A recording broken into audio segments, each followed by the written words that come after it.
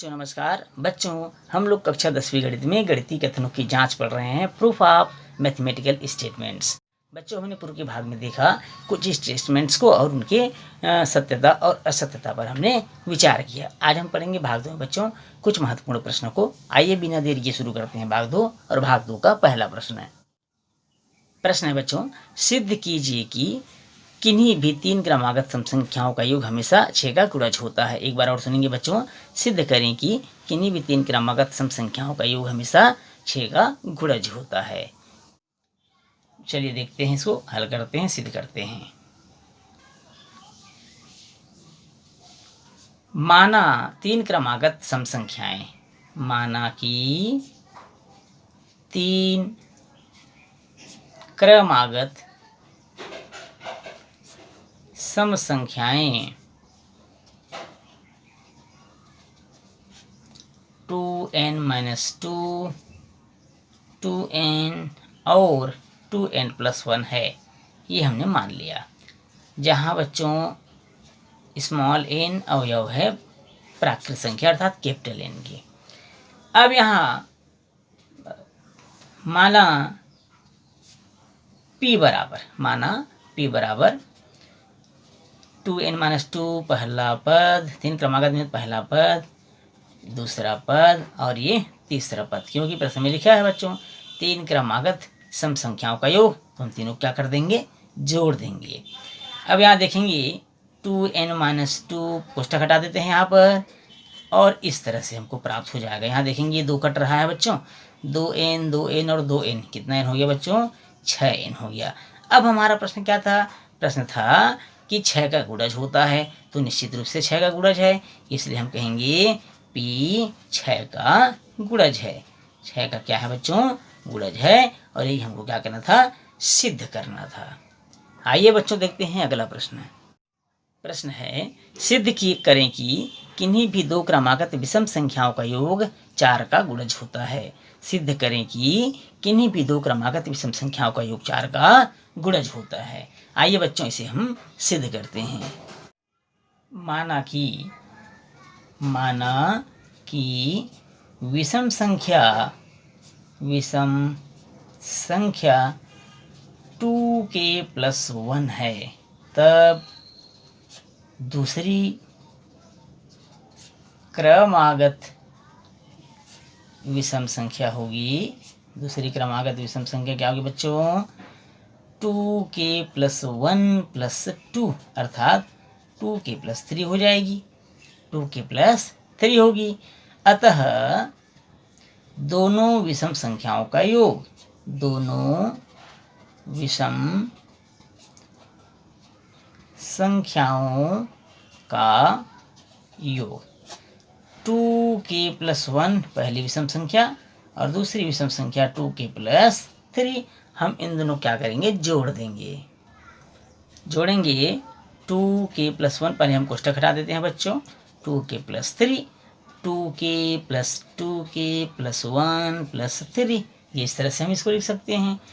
अब यहाँ देख रहे हैं बच्चों 2k हो जाएगा 4k, कितना हो जाएगा, 4k प्लस 3 और 1 हो जाएगा 4, दोनों में हम 4 कॉमन ले सकते हैं बच्चों, k प्लस हो जाएगा 1, और यही हमको सिद्ध करना था। इस तरह से हम सवाल सिद्ध कर लिए। चलते हैं अगले प्रश्न की ओर। प्रश्न है, किसी त्रिभुज का बहिष्कोण दूरस्थ अंतःकोणों के योगफल के बराबर होता है। एक बार और अच्छे से सुनेंगे बच्चों प्रश्न को, किसी त्रिभुज का बहिष्कोण दूरस्थ अंतःकोणों के योगफल के बराबर होता है। दिया है त्रिभुज ABC, आप चित्र में देख पा रहे हैं बच्चों, त्रिभुज ABC।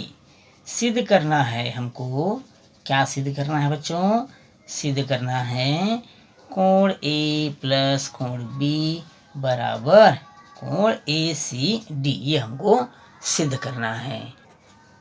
उपपत्ति में त्रिभुज ABC को लेकर चलेंगे बच्चों। त्रिभुज ABC आप आकृति में देख पा रहे हैं। त्रिभुज ABC में त्रिभुज के तीनों अंतःकोणों का योगफल 180 अंश होता है। त्रिभुज के तीनों अंतःकोणों का योगफल कितना होता है बच्चों, 180 अंश होता है। इसे हम समीकरण पहला मान लेते हैं। कोण C प्लस कोण ए सी डी। कोण सी आप देख पा रहे हैं चित्र में, कोण सी प्लस ए सी डी, इधर वाला कोण और इधर वाला कोण, इन दोनों कोणों का योग भी 180 होगा। क्यों? क्योंकि एक सरल रेखा पर बने कोण है बच्चों। हम इसको समीकरण दूसरा मान लेते हैं। समीकरण पहला व दूसरा से एक पक्ष इसका बराबर है, दूसरे पक्ष की तुलना कर देते हैं। कोण ए, कोण बी, कोण सी बराबर हो जाएगा कोण सी प्लस कोण ए सी डी। अब यहाँ देखेंगे दोनों पक्षों में कुछ कट रहा है क्या? कोण सी कट रहा है बच्चों, इसे हम काट देंगे। इधर बच गया कोण ए प्लस कोण बी और इधर बच गया कोण ए सी डी।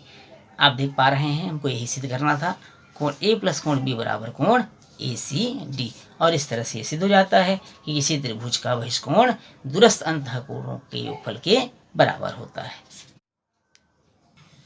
अगला प्रश्न है बच्चों, सिद्ध कीजिए कि किसी त्रिभुज के अंतःकोणों का योग 180 होता है। सिद्ध कीजिए कि किसी त्रिभुज के अंतःकोणों का योग 180 होता है।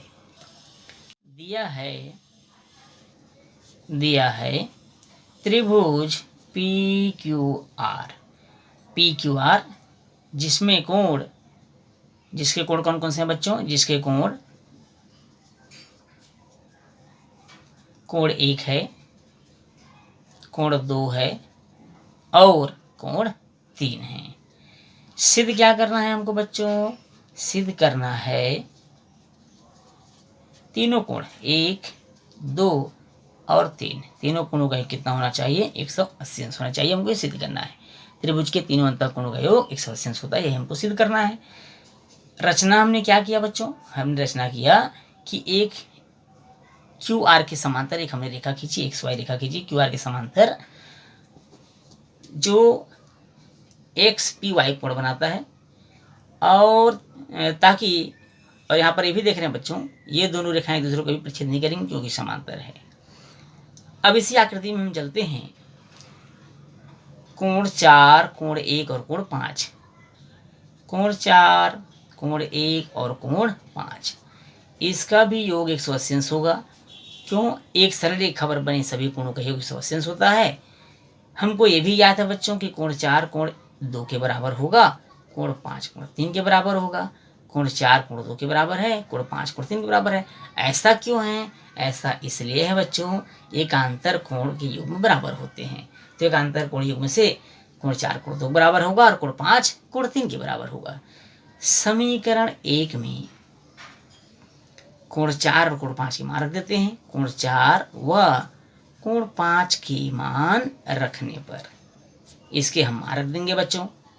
मान रखने पर कोण 2, कोण 4 का मान हमने कोण रख दिया, कोण 2 रख दिया, कोण 1 का मान नहीं रखना है, कोण 5 का मान हम रख देंगे कोण 3 बराबर 180। अब इसे हम व्यवस्थित करके लिख देते हैं बच्चों।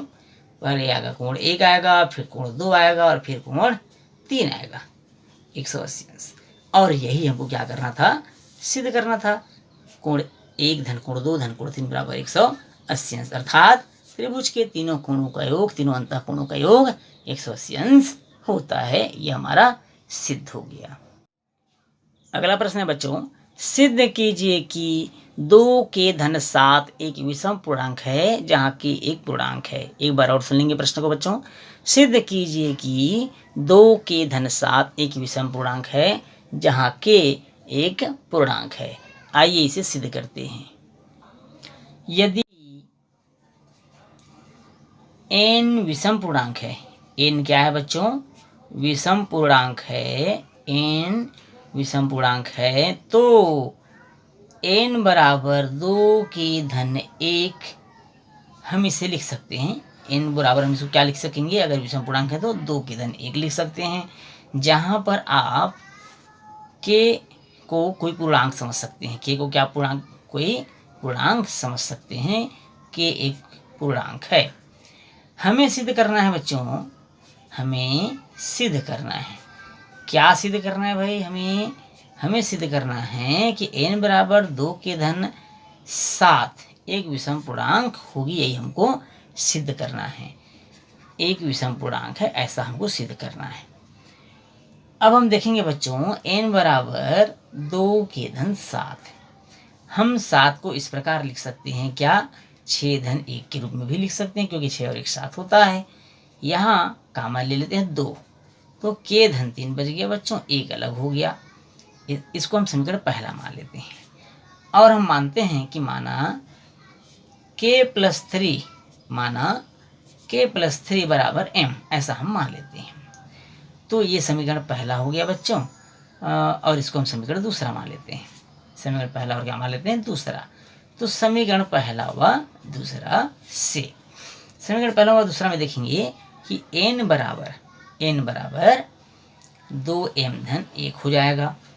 इसके जगह में m हो जाएगा बच्चों, इसके जगह में क्या हो जाएगा, m, क्योंकि हमने k प्लस 3 को m माना है, तो 2m धन 1 हो जाएगा। n बराबर क्या हो गया, 2m धन 1। अब ये 2m धन 1 जो n बराबर हमको प्राप्त हुआ है, ये एक विषम पूर्णांक होगा। क्या होगा, एक विषम पूर्णांक होगा। जब ये विषम पूर्णांक है तो निश्चित रूप से अतः स्पष्ट है कि 2 के धन 7 भी एक विषम पूर्णांक होगा। क्या होगा, एक विषम पूर्णांक होगा। तो इस तरह से हमारा यह सिद्ध हो जाता है कि 2k प्लस 7 भी एक विषम पूर्णांक है, जहाँ k क्या था, एक पूर्णांक था। बच्चों, इस अध्याय में एक प्रश्न और है, सिद्ध कीजिए कि कर्ण 2 एक अपरिमेय संख्या है। ये मोस्ट इम्पॉर्टेंट क्वेश्चन में से एक है बच्चों। इसको आपने क्लास 9th में पढ़ा है, इसलिए मैं इसे आपको करके नहीं बता रहा हूँ, इसे आपको स्वयं करना है बच्चों। पूर्व की क्लास का है, इसलिए आप निश्चित रूप से इसे कर सकते हैं। यदि आपसे अगर नहीं हो पा रहा है, नहीं सिद्ध हो पा रहा है, तो आप कमेंट बॉक्स में कमेंट करिए बच्चों, फिर आपकी समस्या का समाधान किया जाएगा। तो मोस्ट इंपॉर्टेंट क्वेश्चन है, सिद्ध कीजिए कि √2 एक अपरिमेय संख्या है। इसे आपको स्वयं सिद्ध करना है, स्वतः सिद्ध करना है, अपने से हल करना है। कोई समस्या हो तो कमेंट करना है। तो बच्चों, इस प्रश्न के साथ ही हमारा यह भाग भी समाप्त होता है, यह अध्याय भी समाप्त होता है। बच्चों, वीडियो अच्छा लगे तो वीडियो को लाइक और शेयर जरूर करिएगा, और यदि आप चैनल में नए हैं बच्चों तो चैनल को सब्सक्राइब करना बिल्कुल नहीं भूलिएगा। बच्चों, फिर मिलेंगे एक नए अध्याय के साथ, एक नए प्रश्नों के साथ। तब तक के लिए नमस्कार।